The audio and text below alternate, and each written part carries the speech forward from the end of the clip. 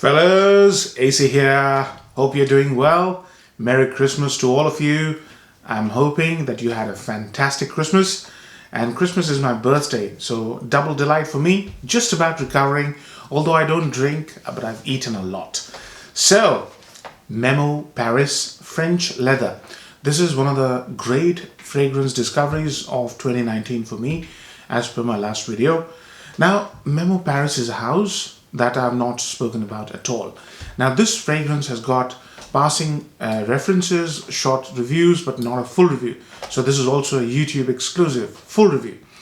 So, Memo Paris is a house which was formed in 2007, and they've come up with many fragrances with the same parfumeur, Eleanor Massenet.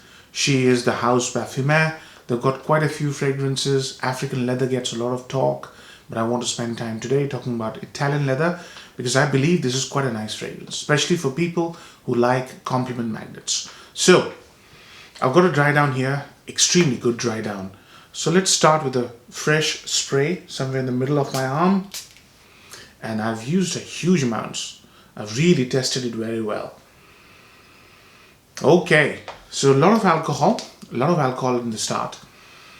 So I let it settle, but French leather. Now, leather is a misnomer here. This is not a leather fragrance. At least it's not a leather fragrance in the typical sense of the word. No birchy smokiness, no animalics, nothing like that.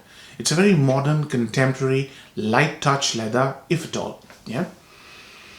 So when it starts off, I smell a lot of rose, and there's a flanker to this one. It's called French Leather Rose. Now this also has rose, but I really like the rose in this one because it's quite dry and it's very light touch, airy, very dry rose rather than being a jammy rose or a dark rose or a deep rose. It's very dry, very airy sort of a rose. And there's a lot of lemon here, lime, green lime and rose with some chalkiness. And that chalkiness, I believe, comes from a combine of juniper berries and cedar. Slightly chalky and dry, the fragrance is, yeah? There's a note of sage as well, and that sage brings in that masculinity to the fragrance. So it's slightly spicy, sage-like smell. When the fragrance starts to dry down, there's a little bit of deviation, yeah? So there's a suede-like note. Rather than leather, there's a suede-like note. And then in the end, I also get a little bit of leather as well. But you can make out it's like a calf leather, very gentle, very tender leather. The rose never leaves, but it becomes drier and drier, very aromatic, slightly powdery, very slightly powdery.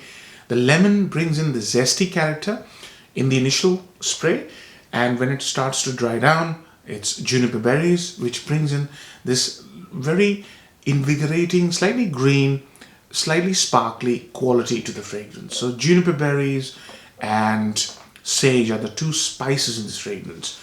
Rose is the cornerstone. Rose is the real deal here. Rose drives the fragrance rather than leather, and as I said, there's a little gentle calf leather type smell in the end.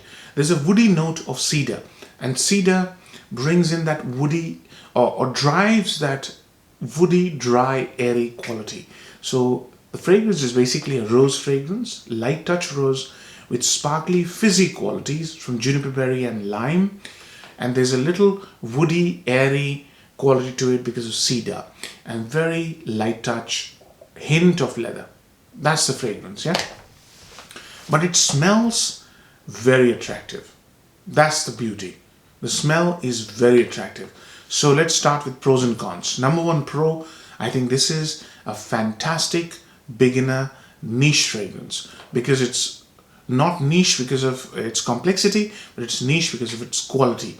The quality of materials, beautifully apparent. It's a high quality fragrance. There's no dispute there. Yeah, the moment you smell it, you will realize that. Number two upside is the beautiful blending quality. It's been blended amazingly well. And that's why when you spray this on, you will get this feeling of wearing something really well made and well finished and expensive as well. Those are the two upsides. The third upside would be the amazing pull value of this fragrance. I find this fragrance to have that sort of attractive pull value that you would expect from a fragrance when you spend a lot of money on. So there is this compliment factor, huge compliment factor, I would say. If you go heavy, which you can, it smells really good. This smells really fantastic. So there's this pull value in this fragrance. I've worn it a lot, and I'm thinking of getting a full bottle. And I've finished nearly 10 ml. I don't know whether it was 10 ml or not, but I've finished a lot. And I intend to get a full bottle because it's quite one of those fragrances that you can wear in any occasion and you'll smell great. Yeah. Downsides: performance. So projection is mediocre. Yeah. But longevity is phenomenal. You'll get 8 to 10 hours without even thinking about it.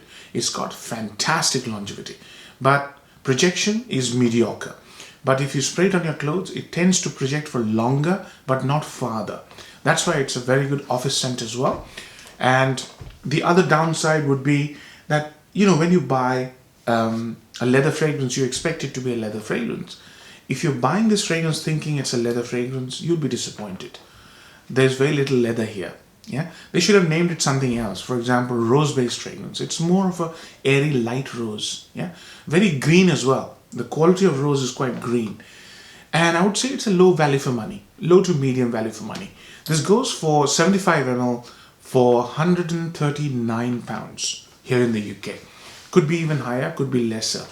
For what you're getting in terms of complexity, and you're buying a niche, so you expect a lot of complexity. If you do, you'll be disappointed. So I'd say the value for money is medium to low, but it's been made beautifully, it smells expensive, and it's very attractive. So you could say medium to high. Yeah. In my books, if I was buying it, I'd give it a low value for money because it doesn't do a lot of things I expect a niche to do. But I'm quite strict that way. But I'll do it for everybody else. I would say medium to high. Yeah. Occasions. Smells amazing. You can wear this in any season. I've worn it in summer. I've worn it in winter. It smells amazing. It lasts a long time, performs beautifully, and holds together amazingly. High quality scent. So you can wear this in any weather. Very versatile. Occasions, office scent, special occasions, award ceremonies, festivals, weddings. Throw anything at it. I think you will not be out of place if you wear this. Again, another thing is it's unisex. A lady could wear this, a man could wear this, not a problem. No age bar. It smells youthful, vibrant, effervescent. And it has that beautiful polish. So it will be beautiful for a 20-year-old and amazing for a 60-year-old. Absolutely no problems there. I think I've covered all aspects. The scent is really nice. So I'm going to give it an 8 out of 10. I was thinking of giving it a 7.